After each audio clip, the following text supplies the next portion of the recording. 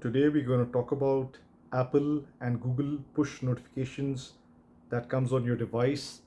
For an example, I have an iPhone over here with me and an Android phone with me, and we're going to talk about how these impact your privacy, and we're going to go have a deeper look into it.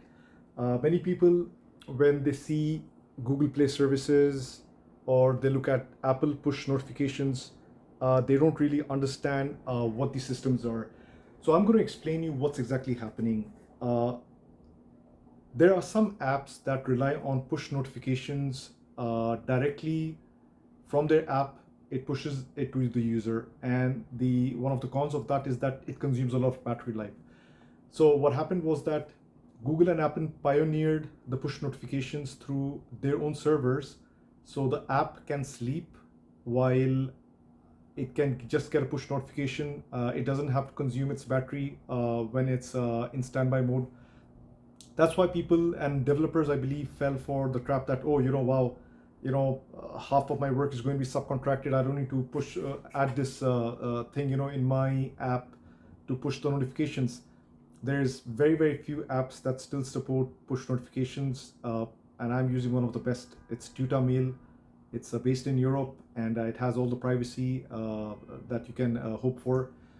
But it's very, very unfortunate that other privacy like email, like Proton Mail, still rely on Google Play. Meta relies on Google Play for all its apps, Instagram, I believe Facebook, whatever they own, uh, Microsoft, LinkedIn, Amazon, web services, Amazon apps, they all rely on Apple Push and Google Play services for push notifications. So if you look at the big players, they are also culprit because they just went, okay, why do we have to develop this push notifications? Why can't we just, use Android, Apple push notifications? And this is the start of the problem. When you have big developers, instead of doing their own for Teams or doing their own for other apps, they rely on Google. So the smaller developers don't have the resources or tools to make their own push services. So they blindly start relying on Google. Now, you might ask, what is the problem? Like with Apple or them, my iPhone is secure, my Android is secure. So why do I have to worry about it? Now, the problem is your push notifications has a lot of metadata. Metadata means that it has, like I got a message, I won't show you, but I'm happy to show the whole world, Google and Apple people who work there. So I get notifications on both phones, work, personal.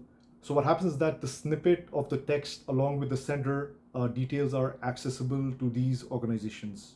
And if you're part of these organizations, it is their wish what to do with it. They can be private about it. They can say openly, all of your push notifications are private. But the problem is your data is not safe. No matter how safe they say the system is, the issue is that all of your data is purchased by data brokers. All of your data is accessed by third parties, and these third parties can be contracted to armies, to dictatorships, God knows what, where, when, how, where it lands up to. And 10 years down the line, when you find yourself in trouble, they would be like, whoa, we have all the push notifications, on your phone, on your privacy iPhone